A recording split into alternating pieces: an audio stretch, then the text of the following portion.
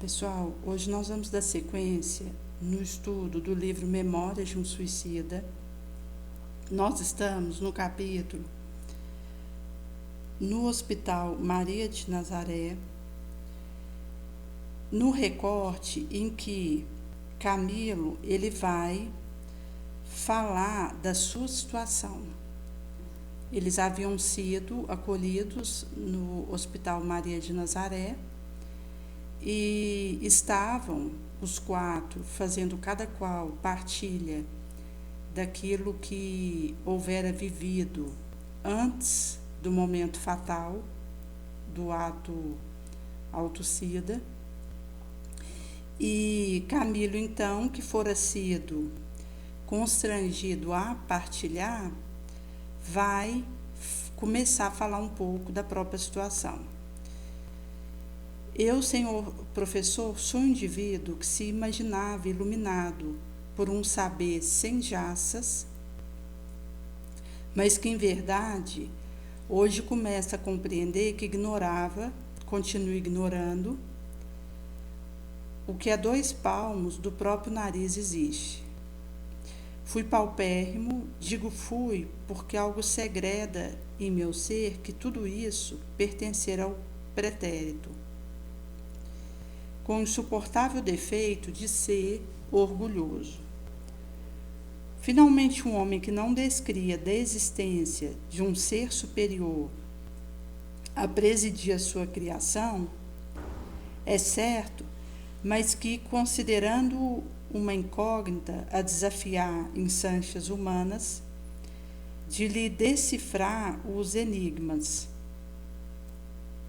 não somente deixava de associar o respeito a esse ser, a sua vida, como principalmente não lhe dava qualquer satisfação do que fazia ou pretendia para regá-lo do próprio capricho e paixão. Será, pois, redundância afirmar que muito sábio, tal como me julgava, arrastava a ignorância dissonante da descrença na instância de existir leis onipotentes, irremissíveis, partindo da divindade criadora e orientadora para dirigir a criação, o que me fizera cometer erros gravíssimos. Nesse sentido, ele vai trazer que ele, mesmo com uma sabedoria a que se atribuía, tinha essa ignorância dissonante de descrer na possibilidade de existir lei onipotente, irremissível, a partir do Criador e que orientava, dirigia a criação. E isso o arremetera a gravíssimo erro. Sofri, minha existência foi fértil em desanimadora situação. Resignação nunca foi virtude, a que se amoldasse meu caráter agitado, violento por índole. Então ele vai trazer aqui que o caráter amoldado em agitação e violência por índole não o estimularam a resiliência, a resignação. A fundeza do meu sofrimento tornou-me irritadiço, genioso. O orgulho insula-me na convicção de que, para além de mim, só existiriam sofrível valor. Após décadas de malogrados prédios, de aspiração banida da imaginação por irrealizável no campo da objetividade, da ideia decepcionada, de desejo tão justo quanto insatisfeito, rechaçado esforço, energia varrida por sucessivo desapontamento, vontade conjugada para o bem, tornarem ao ponto de origem enfraquecidas, rota por impiedosos insucessos, a cegueira a atingir meus olhos cansados, como prêmio desconcertante às lutas que de minhas forças exigiram impulsos supremos. Ficara cego. O espectro negro da eterna escuridão estendia sobre meus olhos, apavorados, o manto trevoso, que nem a ciência humana, nem a fé alcançadora, ingênua, dos amigos, que me tentavam levar à conformidade, nem o voto místico do coração que me amava, a potestade celeste, seriam capazes de arredar. Então ele vai trazer a situação que caiu de desolação, desânimo, com a cegueira. E vai trazer que oraram por ele, tentaram emular a sua resiliência, a sua longanimidade. Voto místico de corações que o amavam, a potestade celeste, todas essas conjugações correlatas foram incapazes de o arredar. Descri mais das mesmas potestades. Como eu viveria cego? Entendi que se o ente supremo, de quem eu não descri até então, existisse realmente, tal não se daria, porque certamente não quereria desgraçar-me. Esquecia-me de que existiam esparsos pelo orbe milhões de homens cegos, muitos em condição ainda mais prementes que a minha, e que todos eram, como eu, criadoras, advindas do mesmo Deus. Descri porque entendi que, se havia outros cegos, não deveria ser eu. Sim, injustiça, uma finalidade dessa para mim. Era o máximo essa situação. Tão profundo quão surpreendente desesperação devorava minha vontade, minha energia mental, minha coragem moral, me reconduzindo, fazendo a minha redução à inferioridade do covarde. Eu que tão heroicamente soubera levar de vencida abrolhos que dificultaram minha marcha para a conquista da existência, sobrepondo-me a eles, daí para diante encontrar-me-ia impossibilidade de continuar lutando. Dei-me por vencido. Cega, eu compreendia ser a minha vida como coisa que pertencesse ao pretérito, realidade que fora, mas que já não era.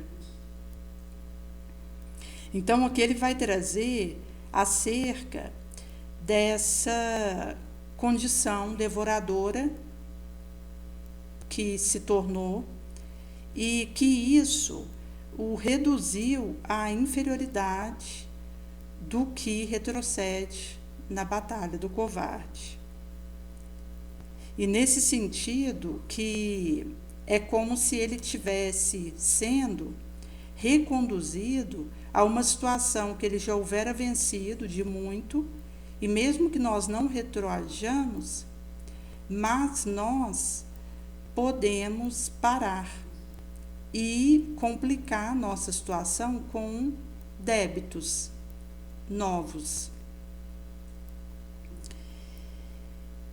Então ele vai dar sequência. A obsessão fatal do suicídio entrou a fazer ronda sobre minha faculdade. Enamorei-me dela, lhe dei guarida com todo o abandono do meu ser, vencido, desanimado. A morte atraía-me como remate honroso de uma existência que jamais curvara a serviço, à frente, fosse o que fosse.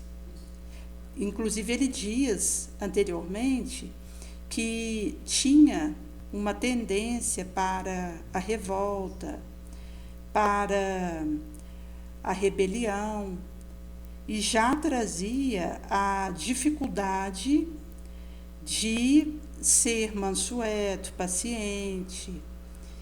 E nesse sentido que a violência, a agressão, a ira já estavam imanentes. Quando ele se percebe diante dessa situação, ele vai perceber que não tinha recurso moral para forjar uma aceitação, um acolhimento, uma resiliência, porque ele jamais houvera se habituado a curvar cerviz à frente fosse do que fosse. Assim a morte lhe estendia os braços sedutores, falsamente mostrando a sua concepção viciada pela descrença em Deus, a paz tumular em visão consoladora. Firmada a resolução sob sugestão doentia, acabrunhado a sós com a minha superlativa desgraça, insocorrido pelo Consolador da fé serena, que teria suavizado a ardência do meu desesperação íntimo, excitada a imaginação já de si mesma ardente, audaz, criei um romance dolorido a respeito de mim mesmo. Considerando-me mártir, condenei-me sem apelação. Então ele vai trazer que já tinha essa imaginação audaciosa, ardente, e fez uma excitação da situação, criando esse romance dolorido, se vitimizando, olhando-se como mártir, autocondenando-se sem apelação, sem ensanche de volta. Tive medo e vergonha de ser cego. Matei-me no intuito de encobrir do populacho, dos indivíduos, dos meus inimigos, a incapacidade a que ficara reduzido. Ninguém se gloriaria vendo-me receber o amargo pão da compaixão alheia. Ninguém contemplaria o espetáculo, humilhante para mim, de minha vacilante figura, tateando na treva do meu olho, incapacitado para a visão. Meus inimigos não se rejubilariam, refocilando na vingança, de assistirem a minha derrota irremediável. 1000 vezes não. Não me brutalizaria na inércia de olhar só para dentro de mim mesmo, quando o universo continuaria irradiando fecunda vida e progressiva ao redor da minha sombra empobrecida pela cegueira. Matei-me por me reconhecer demasiadamente fraco para continuar, dentro da noite pávida da cegueira. A jornada que, já enfrentada à boa luz de olhos, fora farta de percalço e empeço. Então, na sua percepção de inaceitação daquilo que ele viveu até ali, de expiação, de prova, mesmo ele tendo a visão física, fora farta de percalço e empeço na sua percepção. Então, cego da vista, ele se reconhecia demasiadamente fraco para seguir, porque seria essa pávida noite cegueiral, e isso o enfraquecia diante do tentame de continuar sem a visão orgânica. Era demais, revoltara-me até o âmago contra o destino que me reservara tão desconcertante surpresa, e permaneci inconsolável sob o esmagamento da dramática ingratidão que supunha provir de Deus. Para mim, a providência, a destinação, o orbe, a sociedade, estavam todos errados. Só eu certo, exagerando a tragédia da minha desesperança. Então, perante a destinação da cegueira, vista como uma surpresa desconcertante e inconsolável. Ele permaneceu sob o esmagamento da dramática ingratidão. Percebiam todos errados, apenas ele, com a razão, ao exagerar a tragédia da sua desesperação. Eu, que possuía capacidade intelectual avantajada, paupérrimo, quase faminto, ao passo que circulavam em torno de mim beócios ignorantes de cofres recheados. Eu me senti idealista, bom, vivia molestado por adversidade, que me tecia, continuando cerco. Então, ele se sentia bom, idealista, molestado por adversidade que o tecia continuado cerco, o sitiando em campo que desafiava a possibilidade de vitória. Eu, cujo coração sentimental abrasara em ânsia generosa, eterna, de existência quiçá sublime, ininterruptamente a conhecer-me incompreendido e incorrespondido, ferido por descaso, tanto mais amaro quanto mais extensa fosse a radiação do meu sentir, do que sonhava. Eu, probo, honesto, reto, a pautar-me por sadia diretriz, por entendê-la mais bela, ajustada ao idealismo que acompanhava o meu caráter, a tratar com patife, comerciar com roubador, disputar com hipócrita, considerar tratante e confiar em velhaco. Então, mostra como que ele se percebia irrepreensível. E isso dificultou, porque essa arrogância o inaptou diante da cegueira a recobrar forças em Deus, via a fé, a esperança, a caridade, para prosseguir, trazendo o exemplo de Jesus, que no momento derradeiro do suplício, não só prossegue sem a covardia, mas libera o pedido ao Pai do perdão a nós, porque ele não houvera se ressentido da situação. E nesse sentido que a sua autossuficiência levou ele a uma cegueira moral, e isso o inaptou para lidar com uma cegueira física. Então ele vai trazer que se via reto, probo, honesto, pautando por diretriz sadia, tendendo as mais belas, ajustado ao idealismo que acompanhava o seu caráter, estava comerciando com roubador, tratando com patife, a disputar com hipócrita, considerar tratante e confiar em velhaco. Para ele era demais. Depois de tão extenso panorama de desventura, porque para mim, indivíduo impaciente, nada conformado, esses fatos, comezinhos, vulgares na vida cotidiana, avultavam como calamidades morais veras.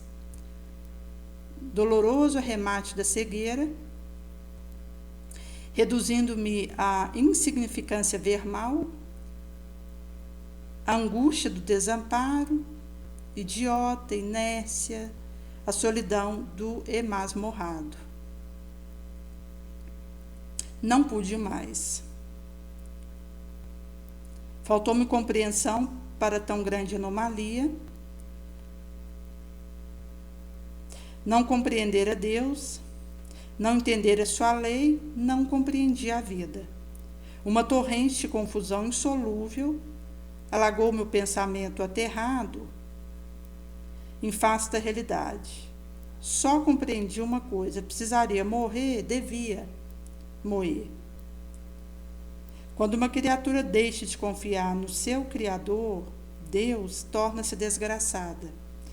É um miserável, um réprobo, um demônio. Quer o abismo, procura o despenhadeiro, precipita-se no abismo. Por procurar essa condição, precipitei-me. Não soubera que malvadas sugestões a minha fecúndia blasfêmia espalhou pelo ambiente mórbido da nossa enfermaria. Então, aqui, essa facúndia desabafo que ele realizara, espalhara por aquele ambiente da enfermaria mórbido. O que sei é que a triste assembleia deixou-se resvalar para a vibração desarmoniosa, entregara-se a pranto dolorido, crise impressionante, notadamente o antigo exportador de vinho Jerônimo e o universitário Sobral, os mais sofredores. Eu mesma, proporção que prosseguia na minha exposição angustiante, eivada de conceito doentio, tanto retroagia mentalmente a situação precipitosa da minha passada vida carnal, as fases inelutáveis e doloridas que me deprimiram cruamente, que lágrimas rescaldantes voltaram a correr por minha macerada face.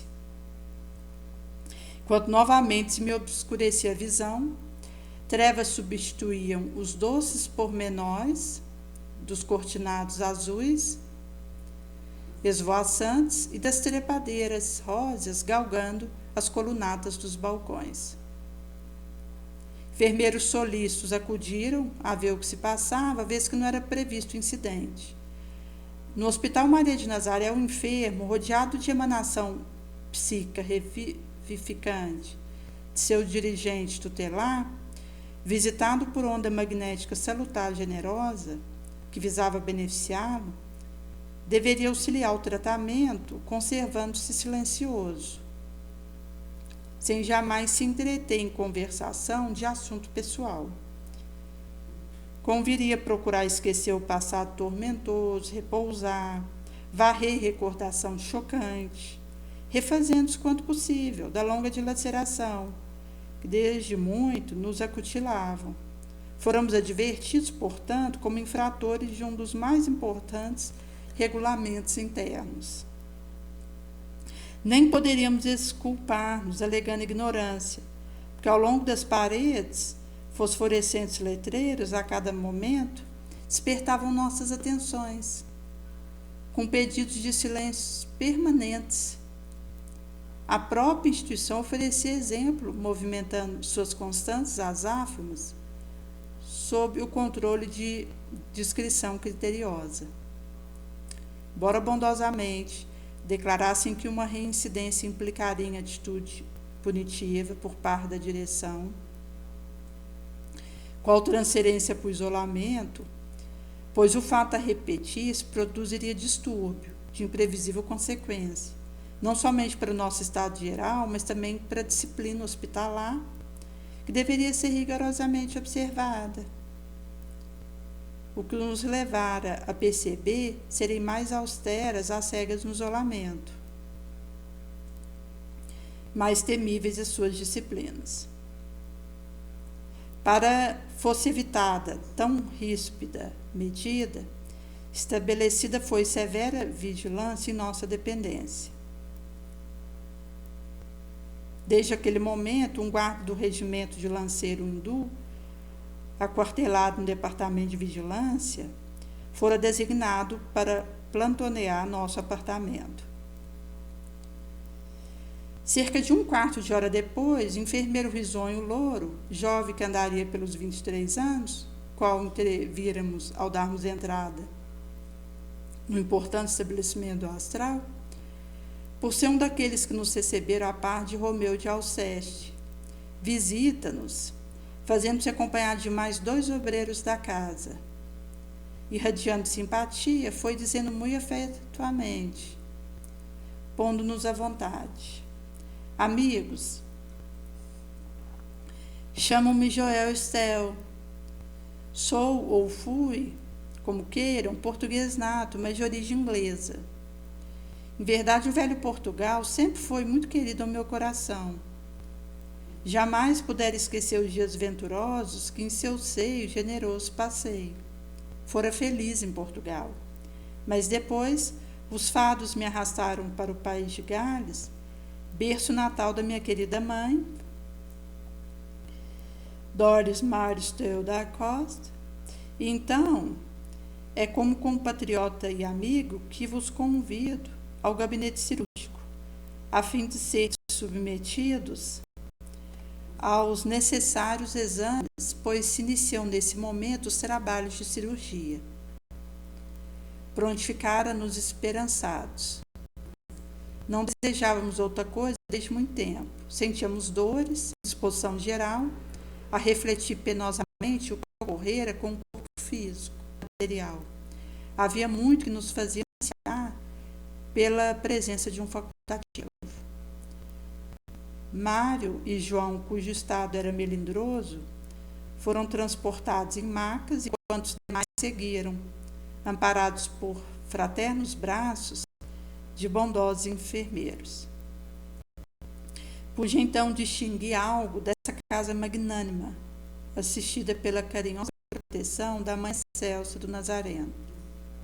Não somente o excelente conjunto arquitetônico seria digno de admiração, também a montagem, o grandioso aparelhamento, conjunto de extraordinária peça, apropriada à necessidade da clínica no astral, demonstrava elevado grau a que atingira a medicina entre nossos tutelares.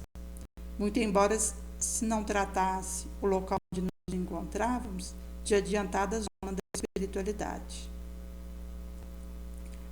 Médico diligente, delicado, nos atendeu com fraterna solicitude aos míseros necessitados de seu serviço e proteção. Estampavam-se em suas fisionomias bondosas o interesse compassivo do ser superior pelo mais frágil, da inteligência esclarecida pelo irmão infeliz, mergulhado na treva da ignorância. Entretanto, nem todos trajavam uniforme indiana. Só envergavam longos aventais vaporosos e alvíssimos, quais túnicas singulares de fosforescente tecido. Não assisti ao que foi passado com meus companheiros de visita. Quanto a mim, ao chegar ao pavilhão reservado ao labor assistencial, fora transferido os cuidados de Joestel para os do jovem doutor Roberto Canaleges, como encaminhara para determinada dependência, na qual minha organização físico-espiritual, perispírito, foi submetida a minucioso e importante exame. Carlos de Canalejas, pai do precedente, ancião venerável, antigo facultativo espanhol que fizera da medicina um sacerdócio, heróica página de caridade digna e abnegação do beneplácito do médico celeste, mais um dos psiquistas hindus que nos socorreram à chegada. O psiquismo é um indivíduo que estuda doutrina filosófica que supõe ser alma formada por um fluido especial que anima todo ser vivo. Então, ele fazia parte desses psiquistas que estudam o psiquismo. Essa doutrina filosófica que vê a alma formada por um fluido especial a animar toda forma vivente. E aí ele vai trazer que houveram os socorridos à chegada, junto com Rosendo, foram seus assistentes.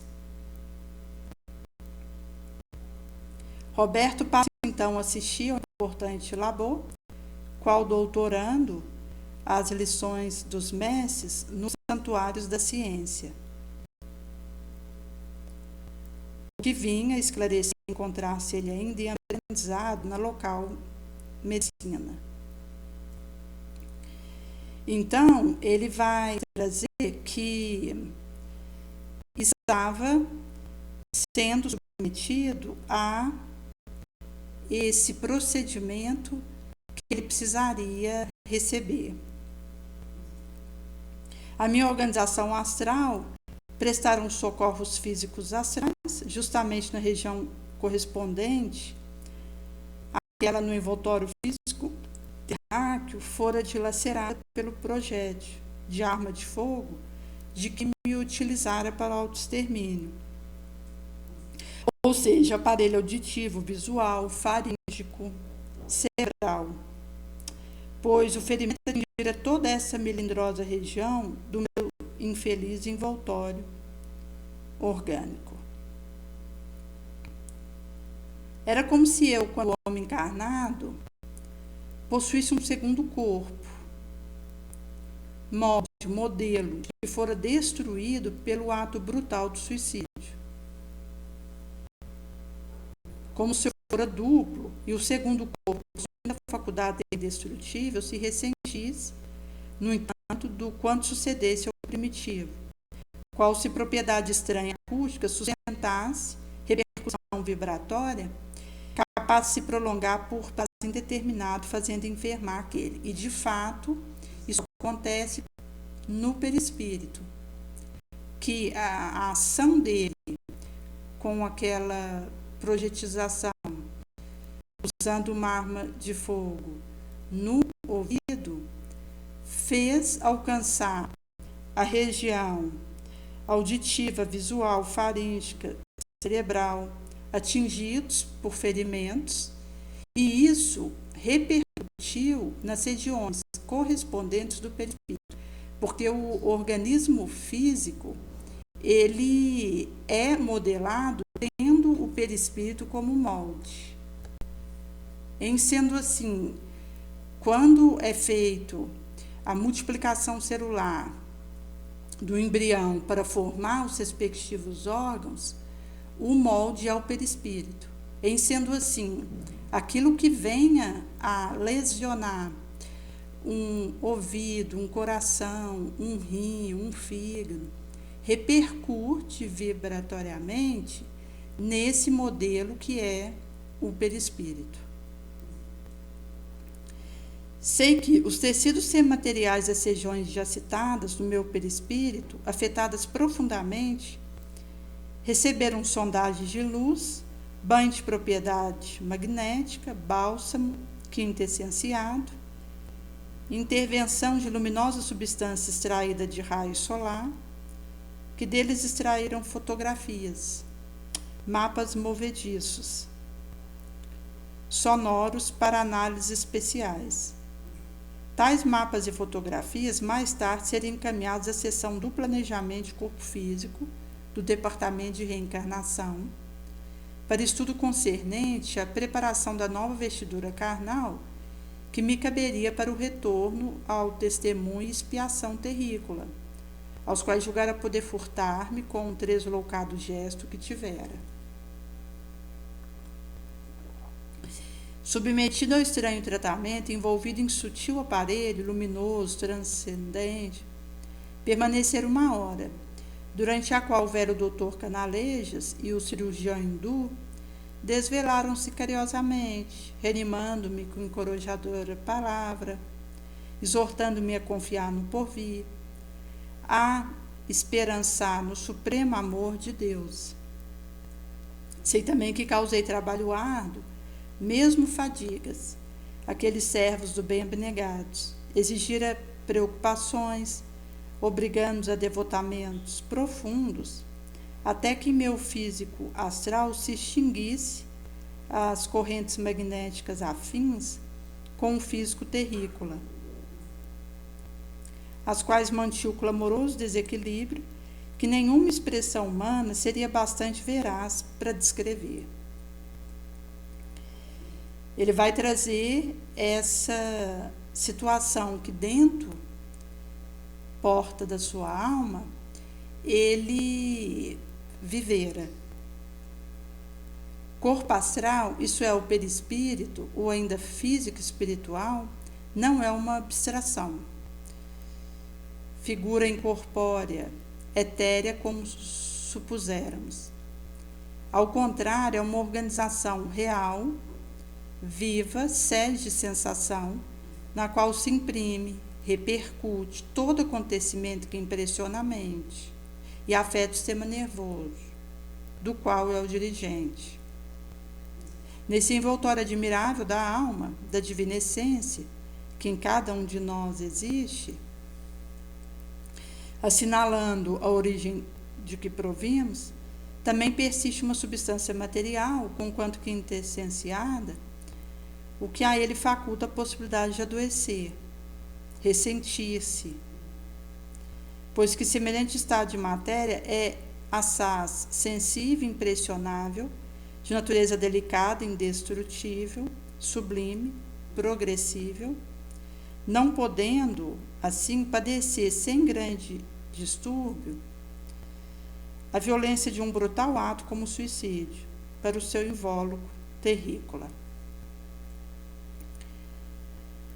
Então, ele vai trazer que estava sob tantos cuidados médicos, mas isso avantajava sua dúvida quanto à própria situação.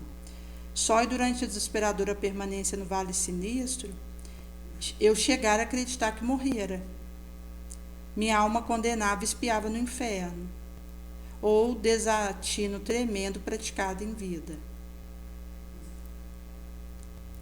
Nesse sentido que ele tinha percepção de que estava espiando, no ranger de dente infernal, os tremendos desatinos que foram praticados na sua velejatura que havia deixado pelo auxídio.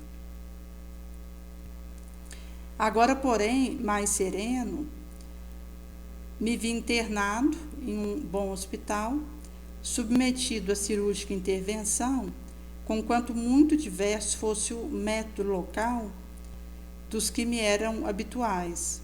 Novas camadas de incertezas inquietavam-me o espírito. Portanto, derramando aflitivo pranto que em dado momento, naquele primeiro dia, sob a desvelada atenção de Carlos e Rosendo, bradei febril, excitado, incapaz de por mais tempo me conter. Afinal, onde me encontro? Estou sonhando? O que aconteceu? Morri, não morri? Atendeu-me o cirurgião hindu, sem se deter na melindrosa atuação. Fitara-me com brandura, talvez para demonstrar que minha situação lhe causava compaixão ou lástima. Escolheu o tono mais persuasivo de expressão. Respondeu sem deixar margem a uma segunda interpretação. Não, não morreste. A morte não existe na lei que rege o universo. O que se passou foi simplesmente um desastre lamentável com o teu corpo físico terrícola, aniquilado antes da ocasião oportuna por um ato mal orientado do seu raciocínio. A vida, porém, não residia naquele corpo físico terreno. Sim, neste que vês e contigo sentes nesse momento, o qual é o que sofre realmente, o que realmente vive e pensa, trazendo a qualidade sublime de ser imortal, enquanto o outro, da carne, que rejeitaste, apropriado somente para o uso durante a permanência no proscênio terrestre, já desapareceu sob a sombria pedra tumular, como vestimenta passageira, que é deste outro que aqui está. Porém, acalma-te, melhor compreenderás a proporção que te fores restabelecendo, recuperando. Trouxeram-me em maca rumo da enfermaria. Meu estado requeria repouso. Serviram-me caldo reconfortante, pois tinha fome. Deram-me a beber água cristalina, balsamizante, pois tinha sede. Em redor silêncio, quietação, envolvidos em ondas de beneficência, reconforto. Convidava ao recolhimento. Obedecendo à sugestão caridosa de Rosendo, procurei adormecer. Enquanto o desapontamento, trazido pela inapelável realidade, fazia ecoar sua decisiva expressão em meu psíquico atormentado. A vida não residia no corpo físico terrícola que destruíste, mas sim neste que vês e sentes nesse instante, o qual traz a sublime qualidade de ser imortal. No subsequente, capítulo 4, Jerônimo de Araújo Silveira e família. Não lográramos notícias de nossas famílias, tampouco de amigos. Saudades cruciantes, como corrosivo ácido, que nos extorcia a potência afetiva, lançava sobre nosso coração infeliz o decepcionante amargor de mil incerteza, angustiosa. Só Roberto e Joel surpreendiam-nos chorando as ocultas, suspirando por nomes queridos que jamais ouvíamos pronunciar. Esses bons amigos caridosamente nos animavam com palavras encorajadoras, asseverando ser tal contrariedade passageira, pois tendíamos a suavizar a situação própria, o que necessariamente resolveria problemas mais prementes.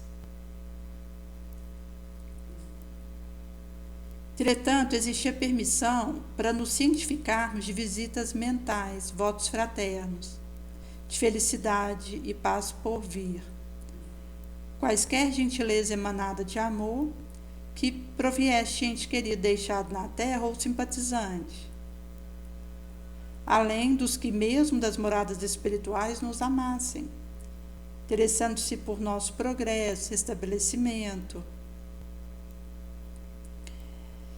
Assim, desde que tais pensamentos, irradiados pela mente verdadeiramente guindada à expressão superior, eram-nos eles transmitidos, por meio assaz curioso, bastante eficiente, o qual, na ocasião vigente, nos levava à perplexidade, dado o nosso espiritual desajuste.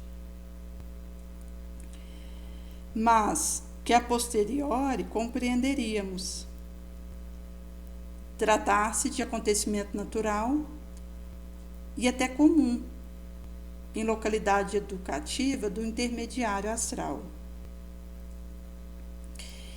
Existia em cada dormitório certo aparelhamento delicadíssimo, estruturado em eletromagnética substância, acumulando potencialidade inavaliável de atração, reprodução, seleção, transmissão. Estampava em região espelhenta, que era parte integrante, quaisquer sons e imagens que benévola e caridosamente nos fossem dirigidos.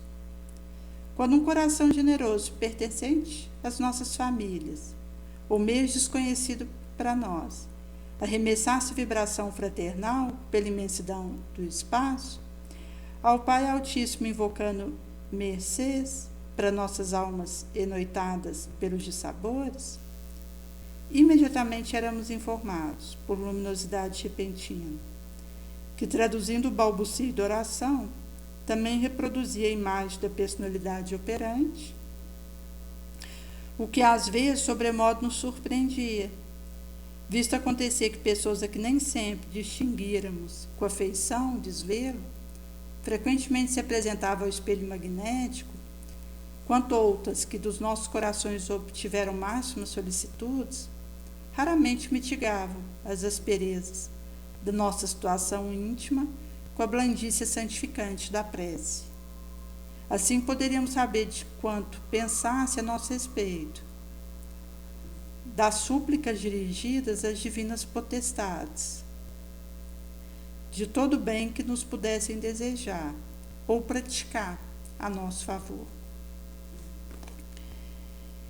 Felizmente para nós, tal acontecimento, que tanto amenizaria a agulha da solidão em que vivíamos, que seria como refrigerante sereno sob escaldante, saudade que nos combalia o coração e a mente, era raríssimo na quase totalidade do hospital, referência às afeições deixadas na terra, pois com o aparelho genial só era suscetível de registrar a invocação sincera, que pela natureza sublimada da vibração emitida, no momento da prece, se pudesse harmonizar a onda magnética transmissora, capaz de romper a natural dificuldade de chegar à mansão excelsa, onde a prece é acolhida entre fulgor e bênção. Porém, ao verificar-se tão generoso fato, não facultaria ensancha do noticiário circunstanciado a respeito da individualidade que o praticasse, tal como desejaria nossa ansiedade. Daí a angústia excessivamente amargosa, saudade desoladora por nos sentirmos esquecidos, nos sentíamos esquecidos, privados de quaisquer informes.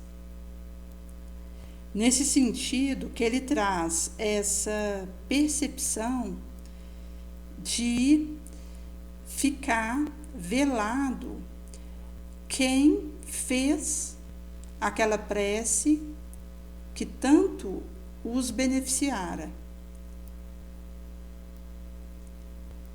Visto que, mesmo podendo fazer a percepção daquele que estava enviando preces generosas na sua direção, só ia acontecer de que a blandícia oracional que os alcançava não se associado com o que estava as remetindo.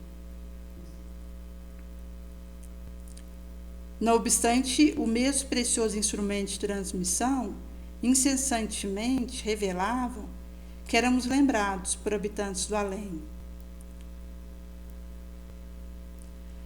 De zonas astrais outras, como de localidades diferentes da nossa própria colônia, chegavam fraternos votos de paz, conforto amistoso, encorajamento para os dias por vindouros.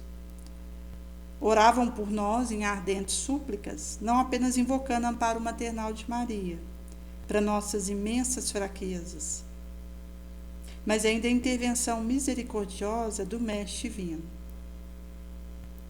Todavia, da terra não eram raras, às vezes que discípulos de Kardec, procurando pautar atitudes por diretrizes cristãs, se congregavam periodicamente em gabinetes secretos, tais como antigos iniciados nos segredos santuários, e respeitosos, obedecendo a fraternos impulsos por amor ao Cristo divino, emitiam pensamentos caridosos em nosso favor, visitando-nos frequentemente por meio de correntes mentais vigorosas que a prece santificava, tornando-as ungidas de compaixão, ternura, as quais caíam no recesso de nossas almas esquecidas, cruciadas, quais fulgores de esperança consoladora. E aqui ele vai falar da rede de oração, que quando várias pessoas se colocam em comunhão para uma intenção qual orar, como a nossa rede do Passe à Distância que acontece hoje, das 22h15 às 22h45, convidamos a todos para participar conosco, que cada um que participa ajuda muito no trabalho. Forma-se essa corrente de oração, que ele vai trazer aqui, que é uma vibração correntosa, vigorosa, psíquica, que a prece santifica, fazendo elas ungidas de compaixão e ternura, caindo no recessal mal, esquecido e cruciado, qual fulgores de paz, de esperança, de consolação, de fortalecimento. Caravana fraterna de espírito em estudo e beneficente aprendizado, assistida por mentor emérito, penetrava nossa tristonha região, provindo de zonas espirituais mais favorecidas, a fim de trazer sua solidariedade piedosa em visitação que muito nos desvaneciam. Assim fizemos boas relações de amizade com indivíduos moralmente muito mais elevados do que nós, os quais não desdenhavam honrar-nos com a sua estima. Tais amizades suaves, tão afeições, seriam duradouras, porque fundamentadas nos desinteressados, elevados princípios da cristã fraternidade. Só muito mais tarde nos fora otorgada a satisfação de receber visita de entes caros, que nos haviam precedido no túmulo. Porém, mesmo assim, deveríamos contentar-nos com a aproximação rápida, pois o suicida está para a vida espiritual como o sentenciado para a sociedade terrícola. Não tem regalia normal. Vive em plano expiatório penoso, no qual não é lícita a presença de outrem que não seus educadores. Ao passo que ele próprio, dado o seu estado vibratório precário, não logrará afastar-se do pequeno círculo em que se agita, até que os efeitos da infração calamitosa sejam totalmente expungidos. Serás atado de mão, pé, lançado na treva exterior, onde haverá ranger choro de dentes. Dali não sairás enquanto não pagares até o último ceitil. Avisara prudentemente o celeste instrutor desde muitos séculos. Então ele vai trazer essa situação. Dois acontecimentos de profunda significação para o desenvolvimento de nossa força no ajustamento ao plano espiritual verificariam-se logo nos primeiros dias que se seguiram a nossa admissão ao Magno Instituto do Astral. Dedicaremos o presente capítulo ao mais sensacional, para o seguinte, reservando a exposição do segundo, não menos importante, por decisivo na lista que então nos ofertara, enquanto uma lição. Apresentou-nos certa manhã o jovem Dr. Roberto Canalejas a participar-nos, que éramos convidados à importante reunião para aquela tarde, devendo todos os recém-chegados se avistarem com o diretor do departamento a que estávamos confiados no momento, para esclarecer de interesse geral. Jerônimo, cujo mau humor assustadoramente se agravava, formalmente declarou não desejar comparecer à reunião, pois que não se supunha obrigado à obediência servil pelo simples fato de se encontrar hospitalizado. E mais, que na ocasião se interessava somente por obter notícia da sua família. Porém, Roberto declara delicadamente, sem mostra de qualquer agastamento, que era portador de um convite, não de uma ordem, e que por isso mesmo nenhum de nós seria forçado a não ir. Envergonhados frente à atitude insível do companheiro, sentiramos também chocados, foi com o melhor sorriso que encontramos nos arquivos de antigas recordações que aquecêramos, agradecendo ainda a honra que nos dispensaram. Já por esse tempo, éramos submetidos a tratamento especializado, do qual adiante trataremos, com o qual igualmente não concordara o antigo irmão da Santíssima Trindade de Lisboa, assim que soube ser a terapêutica fundamentada em fonte magnético-psíquica, assunto que absolutamente não admitia. Então, ele vai trazer sobre um tratamento especializado aos quais eles estavam recebendo e que foi feito a recusa por um deles, por ser um assunto que ele não anuía.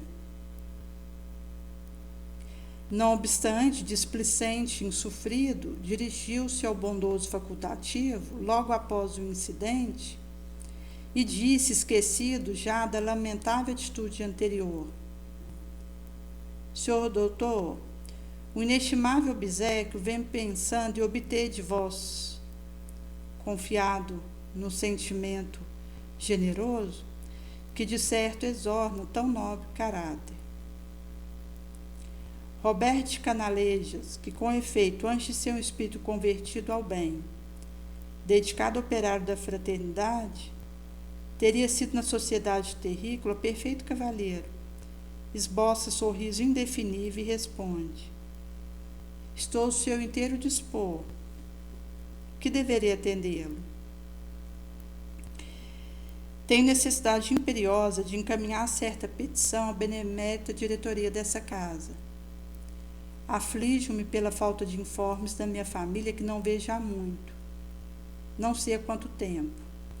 Em vão tenho esperado notícia, já não me resta força para sofrer no peito a ânsia que me dilacera. Desejo a obtenção de licença da muito digna diretoria deste hospital para ir até minha casa certificar-me do motivo que ocasiona tão ingrato silêncio. Não recebo cartas dos meus, não sou visitado. Será possível o senhor encaminhar um requerimento ao seu diretor? De certo, não proibirá um regulamento interno a atitude que deseje tomar.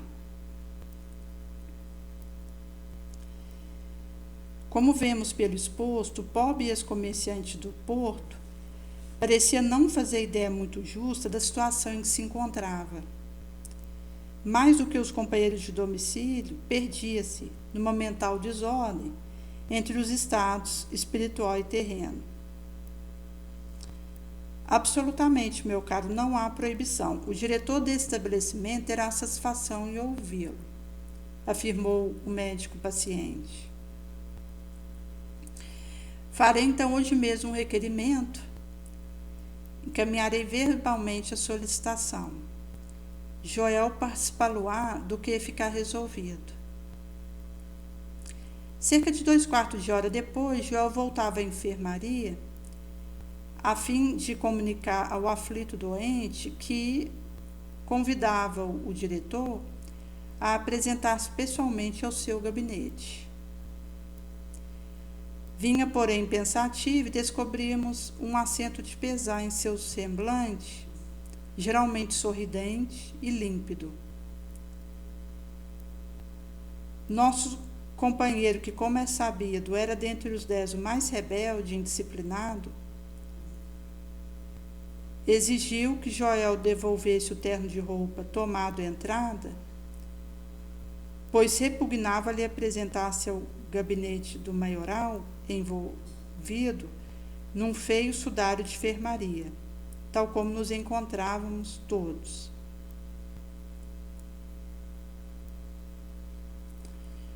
Muito sério, Joel não tentou contrariá-lo, devolveu-lhe antes a indumentária referida. Então, aqui, ele vai trazer que, no subsequente, eles saem, não teriam transposto ainda a galeria imensa para onde se projetavam as portas dos dormitórios. Eis que o jovem doutor Canalejas e um dos assistentes hindus entraram em nosso compartimento. Enquanto sorridente, foi dizendo o último com amistoso acento: meus caros amigos, aqui nos encontramos a fim de convidar-vos a acompanhar vosso amigo Jerônimo de Araújo Silveira na peregrinação que deseja tentar. Estamos cientes de que nenhum de vós se sente satisfeito com os regulamentos dessa casa, que de modo algum intercepta o noticiário circunstanciado proveniente do plano terrícola. No entanto, será bom sejais informados de que, se tal rigor se verifica, o estabelecemos em vosso benefício, muito embora não exista formal proibição para uma rápida visita à terra, como ides ver dentro em pouco. Atentai nesse aparelho de visão à distância que já conheceis, acompanhe os passos do nosso Jerônimo desde o presente momento. Caso venha obter licença aqui em Petra, como espero que aconteça, dada a insistência em que se atém, fareis com ele a peregrinação que tanto deseja em torno da família, sem, no entanto, precisar de sair desse local. Amanhã, se ainda desejasse descer aos vossos antigos lares em visitação prematura, sereis atendidos imediatamente, a fim de que as revoltas que vos vêm ferindo a mente não continuem retardando a aquisição de novos pendores que vos possam beneficiar por vindoramente. Todos os demais enfermos, em idênticas condições, recebem sugestão igual nesse momento. Então, ele vai trazer essas aquisições de pendores novos que os beneficiariam e que precisava ter resiliência, o acolhimento do momento que eles estavam vivendo, seguindo as orientações prepostas, para que eles tivessem o logro de irem fazendo essas urdições benéficas que seriam muito necessárias numa próxima encarnação expiatória que cada qual teria. Aproximou-se do aparelho com graciosa desenvoltura, amplia-o até que pudesse retratar a imagem de um homem em natural tamanho. Perplexos, mais interessados, deixáramos o leito que raramente abandonávamos, a fim de nos postarmos diante da placa que principiava a iluminar-se. Fizeram-nos sentar comodamente, em poltronas ornadoras do recinto, enquanto aqueles zelosos colaboradores do bem tomaram lugar ao nosso lado. Era como se aguardássemos o início de uma peça teatral.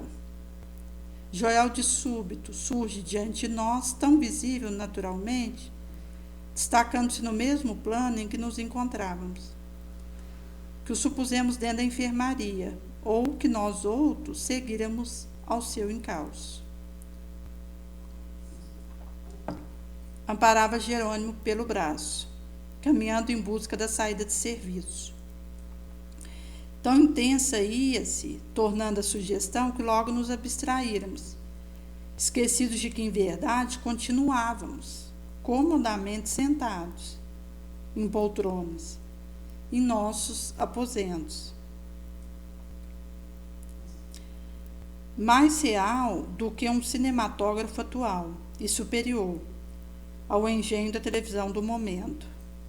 Esse magnífico receptor de cena, fato, tão usado em nossa colônia e que tanta admiração nos causava, em esferas mais elevadas, desdobrava-se, evoluía, até atingir o sublime no auxílio à instrução de espíritos marchando, para aquisição de valor teórico que lhes permitissem, futuramente, testemunhos decisivos nos prélios terrícolas, indo rebuscar e selecionar, nas planícies longínquas do espaço celeste, o próprio passado do globo terráqueo e de suas humanidades, sua história, suas civilizações, assim como o pretérito dos indivíduos, se necessário, os quais jazem confundidos e esparsos nas ondas etéreas que se agitam, se eternizam pelo invisível adentro,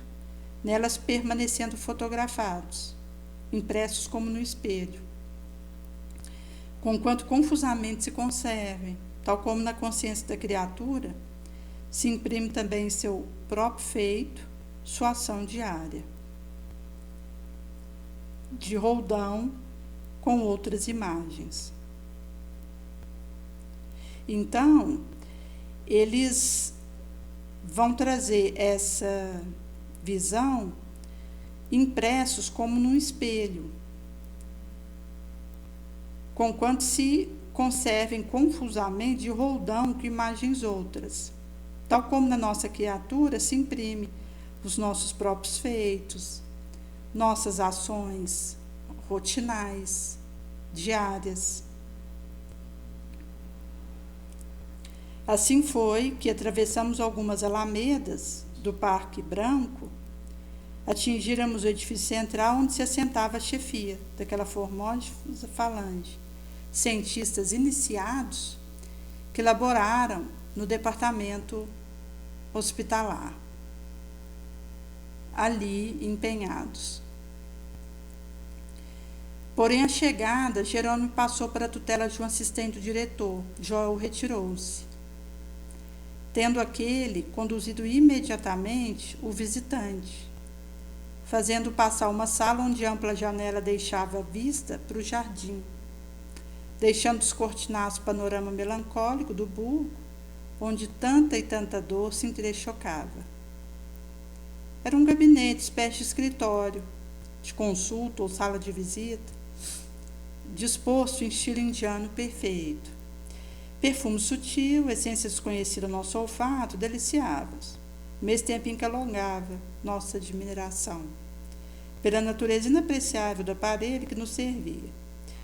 Leve reposteiro, de flexível tecido docemente lucilante, agitou-se numa porta-fronteira e o diretor-geral do departamento hospitalar apresentou-se. De um salto, o pobre Jerônimo, que se havia sentado, procurou levantar-se e seu primeiro gesto foi fugir, no que se vira interceptado pelo acompanhante. À sua frente estava um varão entre 40 e 50 anos, rigorosamente trajado a indiano, com alto turbante no qual cintilava formosa esmeralda, qual estrela. Túnica de manga farta, faixa, cintura e sandália típica. O oval do rosto, suavemente moreno, era de clássica pureza de linha. Seu olho fúlgido, penetrante, como se desprendia chispa de inteligência, penetração magnética. Ao anelar da sinistra, gema preciosa, semelhante à do turbante, distinguia-o, quiçá, como Messi dos demais componentes da formosa pleiade de médicos ao serviço do Hospital Maria de Nazaré. Tão encantados quanto o próprio Jerônimo, confessáramos, vivamente atraídos pela nobre figura. Sem delongas, o assistente Romeu, pois era ele que havia recebido o impetrante, disse ao que vinha: Caro irmão Teócrito, aqui está nosso pupilo Jerônimo de Araújo Silveira, que tanto nos vem preocupando. Deseja visitar a família no ambiente terrícola, acreditando estar além de sua instância de conformação e obediência ao princípio de nossa instituição. Afirma preferir o acúmulo de pesar à espera de ocasião oportuna para o desiderato desejado. Irreverente, o apresentado interrompe com nervosismo. É bem essa a expressão da verdade, senhor príncipe, pois imaginava-se em presença de um soberano.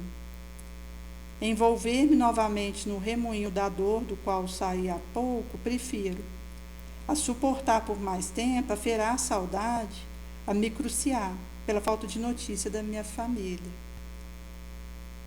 Sei, não existe proibição intransigente na lei que facultaria essa possibilidade. Rogo a generosidade de Vossa Alteza concessão para rever meus filhos. Minhas queridas filhas, são formosas, são 3 e apenas um varão. Arinda, Marieta, Margarida, que deixara com 7 anos, e Albino, que contava já 10. Sofro tantas saudades, meu Deus. Chama-se Zulmira, minha esposa, bonita mulher, bastante educada. Aflijo-me em desesperação. Não consigo acalmar para a necessária ponderação quanto à minha esquisita situação atual. Por isso rogo humildemente a vossa alteza compadecesse da minha angústia. Olho faiscante do chefe da falange de médicos caíram, enternecidos, sobre o intranquilo espírito daquele que demoraria ainda a aprender a dominar-se. Contemplam bondosamente, penalizado ante a desarmonia mental do suplicante, entrevendo o longo carreiro de luta que lhe seria necessário até que conseguisse planá-la a grata atitude da conformidade ou da renúncia. Surpreso, Jerônimo, que contava encontrar a sobranceira dos terrenos burocratas, estagnado na farfalice espalhaçada, a palhaçada a que se apega, aos quais estava habituado, percebe naquele olhar perscrutador a humildade de uma lágrima oscilando nas pálpebras. Varão nobre toma-o docemente pelo braço, fazendo-se sentar à sua frente, incômodo coxim, enquanto Romeu, de pé, observa respeitosamente. O hindu oferece ao suicida uma taça com água cristalina, por ele mesmo retirada de elegante jarro reluzente, qual neblina sob a carícia do sol. Português sorveu-a, incapacitado de recusar. Depois do que, algo serenado, tomar atitude de espera, solicitação enunciada. Meu amigo, meu irmão Jerônimo, começa Teócrito, antes de a versão da tua súplica oferecer resposta, absolutamente devo esclarecer que não sou um príncipe, como supuseste. Por isso mesmo não arrasto o título de alteza. Simplesmente sou um espírito que foi homem. Tendo vivido, sofrido, trabalhado em várias existências sobre a terra, aprendeu no trajeto algo que com a própria terra se relaciona.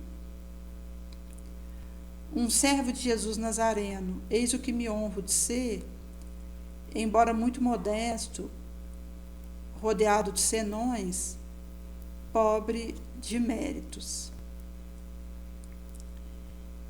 Então, ele vai trazer essa realidade de um laborador humilde, que junto de vós que sofreis, ensaia os primeiros passos no cultivo da vinha do Divino Mestre. Destacado temporariamente e por sua ordem magnânima para o serviço de Maria de Nazaré, sua mãe Augusta. Entre nós ambos, Jerônimo, eu e tu, existe pequena diferença, distância não muito avançada. É que, tendo vivido o maior número de vezes sobre a terra, sofri mais, trabalhei um pouco mais. Portanto, aprendendo a me resignar melhor, a renunciar sempre por amor a Deus e a dominar as próprias emoções. Observei e lutei com mais ardor, de estar-te obtendo maior soma de experiência. Como vês, não sou soberano deste domínio, mas simples operário da legião de Maria. Maria é a única majestade a governar esse instituto correcional, onde temporariamente te abrigas. Um teu irmão mais velho, eis a verdadeira qualidade que em mim deverás enxergar.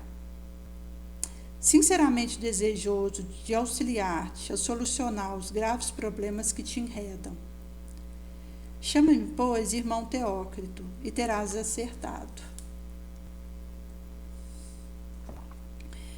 Fez breve pausa, alongando os belos olhos pela amplidão nevoenta que se divisava através das janelas, e prosseguiu enternecido.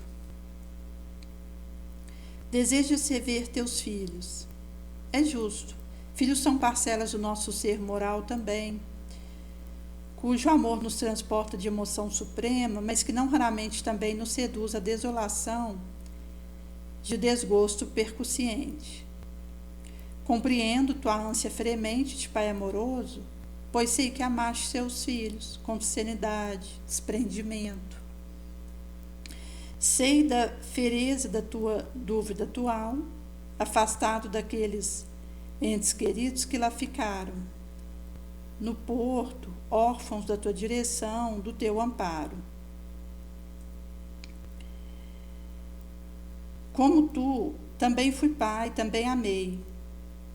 É mais que justo, validando teu sentimento afetivo pela termometria dos meus, louve tua aspiração antes de censurá-la, porquanto muito atesta ela em favor do teu respeito pela família.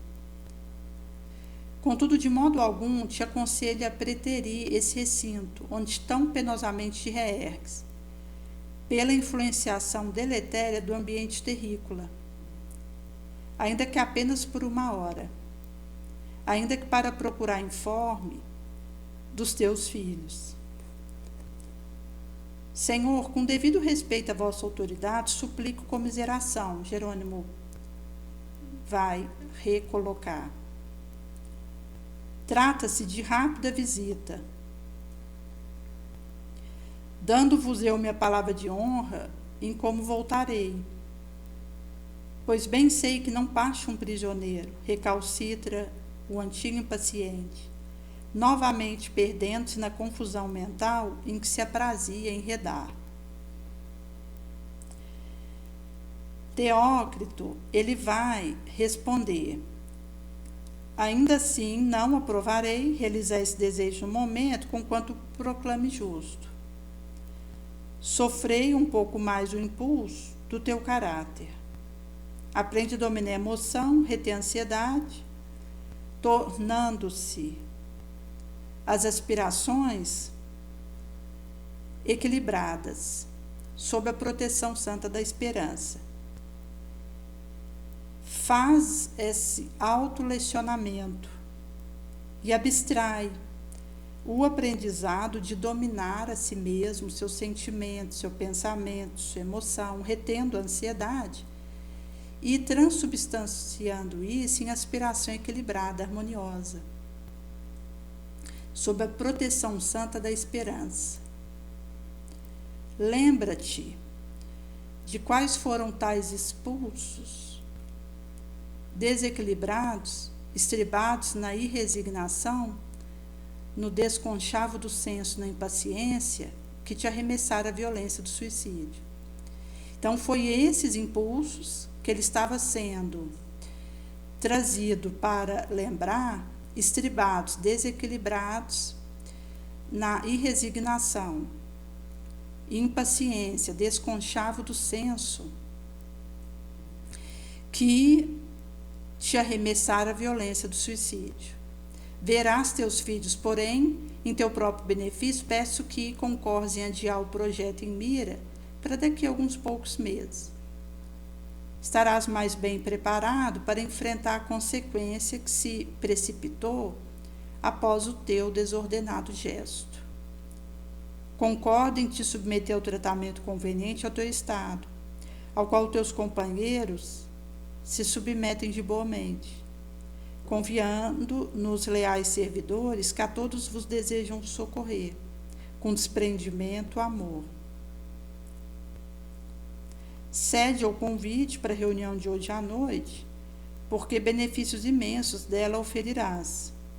Ao passo que uma visita à terra nesse momento, o contato familiar, na precária condição em que te encontras, está em oposição aos planos suaves já elaborados para conduzir-te à reorganização tão necessária da tua força.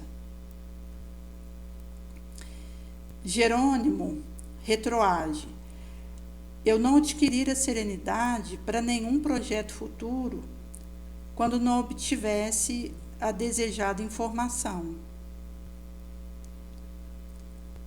Deus do céu, Margaridinha, minha caçula, que lá ficara com 7 anos, tão loura, linda. Já te lembraste de apelar para a grandeza paternal do Senhor Todo-Poderoso, a fim de obteres valor para a resignação de uma muito prudente espera que seria coroada de êxito?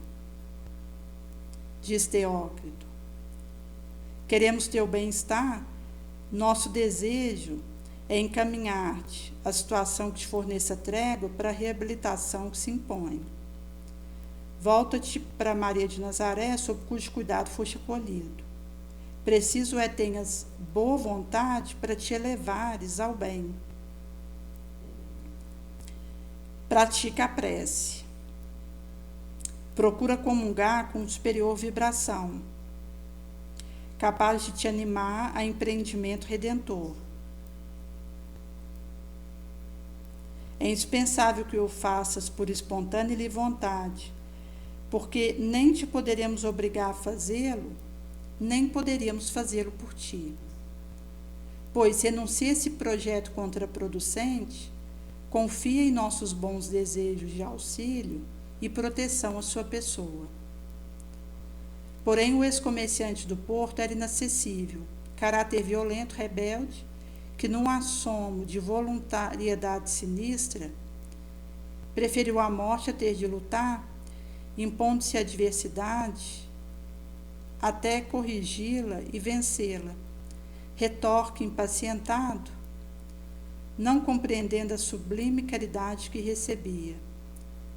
Confiarei, irmão Teócrito, viverei de rojo aos pés de todos vós, se necessário for.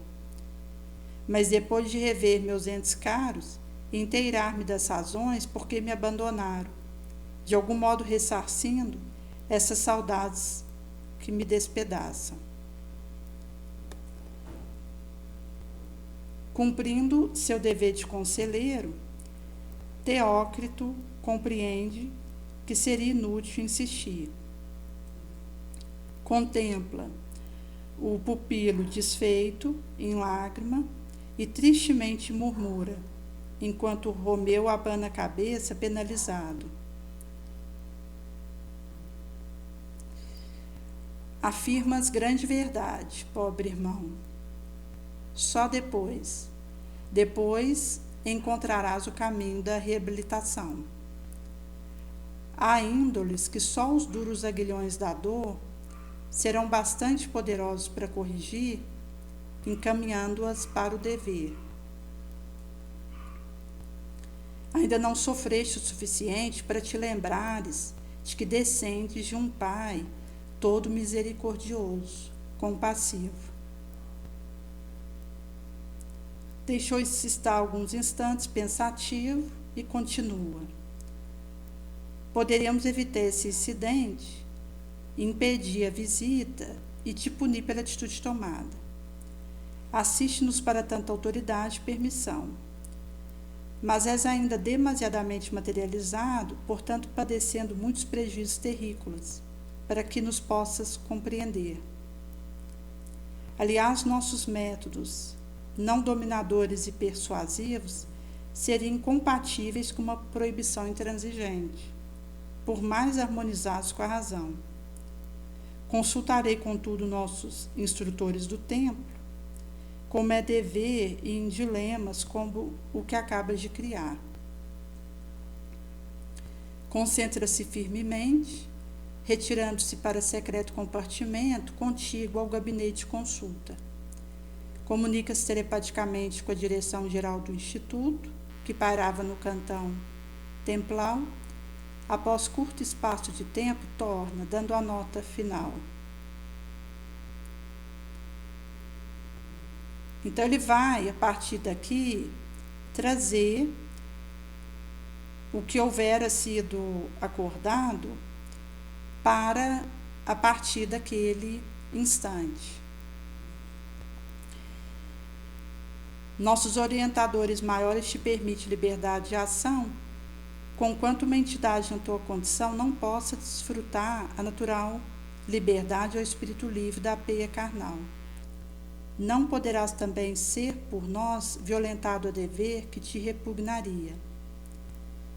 Visitarás teus entes queridos na terra, Portanto, irás a Portugal, cidade do Porto, onde residias, tal como desejas a Lisboa.